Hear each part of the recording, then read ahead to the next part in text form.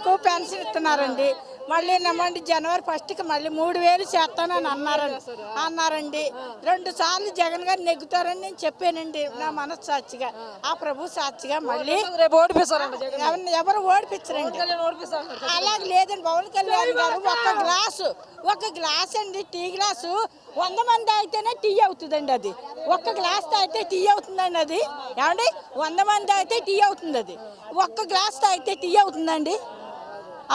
అది ఏంటండి? అంతే కదండి. కొన్ని వేల మంది చంద్రబాబుతో కలిసి వచ్చి ఓడిపిస్తాడు. ఎవరండి? కలిసి పవన్ కళ్యాణ్ వచ్చి ఓడిపిస్తారంట. అసలు చంద్రబాబు నాయుడు గారు ఉన్నారండి? అసలు 10లో ఉన్నారండి. ఎన్నో అద్భుతాలు చేస్తున్నారు, ఎన్నో కార్యాలు చేస్తున్నారు. ఏమండి ఇలాగ ఆలకించండి. జగన్ గారు ఎన్నో కార్యాలు చేస్తున్నారండి.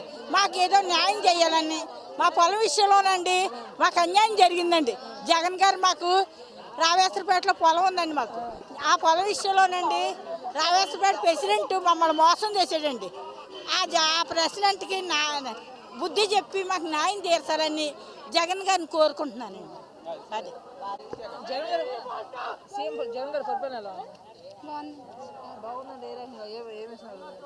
ఇల్లు ఇచ్చారండి, స్థలం ఇచ్చారు.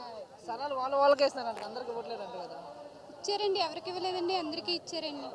ఎక్కువ మంది మాకు రావట్లేదు, ఓన్లీ వైసీపీ వాళ్ళకే వస్తున్నాయి అంటున్నారు. అలాగని కాదండి, అందరికీ ఇచ్చారు. ఇల్లుండి వాళ్ళకి కూడా ఇల్లు ఇచ్చారండి. ఇల్లుండి వాళ్ళకి కూడా ఇల్లు ఇచ్చారండి. అన్ని కట్టారండి. గెలుస్తారంటారు ఈసారి? గెలుస్తారా?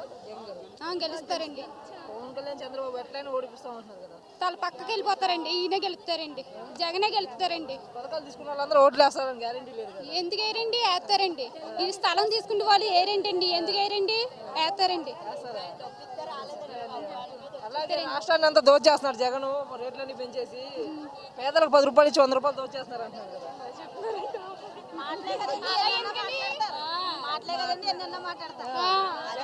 మాటలేరు, చేతలు వేరు. చేతలు చూపించడానికి వచ్చాడు జగన్. చూపించడానికి వచ్చారు. అవును.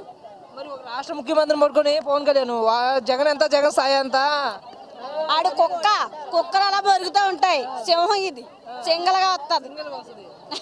వాళ్ళు ఒంటరిగా కనపడితే సింహం ఆటాడేస్తుందని సంగతి తెలిసాడు. అలాగే మొన్న టీడీపీ మంత్రి గారు బండారు సత్యనారాయణ రోజా గారిని చాలా వ్యాఖ్యలు అన్నారు. ఆడికి పిల్లలు ఇంకొకరికి అప్పచెప్పాడు కాబట్టి ఆడ మనిషిని అలాగ అంటాడు. అది రోజా గారినే టార్గెట్ చేస్తారు. అందుకని మరి ఆడ పిల్లలు వేరే వాళ్ళకి అప్పచెప్తే వేరే వాళ్ళని టార్గెట్ చేయడానికి ఉంటుంది అవకాశం. ఒక ఆడదే కదా ఆవిడ మంచి పనే కదా చేస్తుంది, చెడ్డ పని చేయట్లేదు కదా. వాళ్ళ ఆశ తెచ్చి ఉన్న వాళ్ళకి ఎట్టెత్తలేదు కదా. మంచి మాటలు చెప్తుంది, మంచి పనులు చెప్తుంది.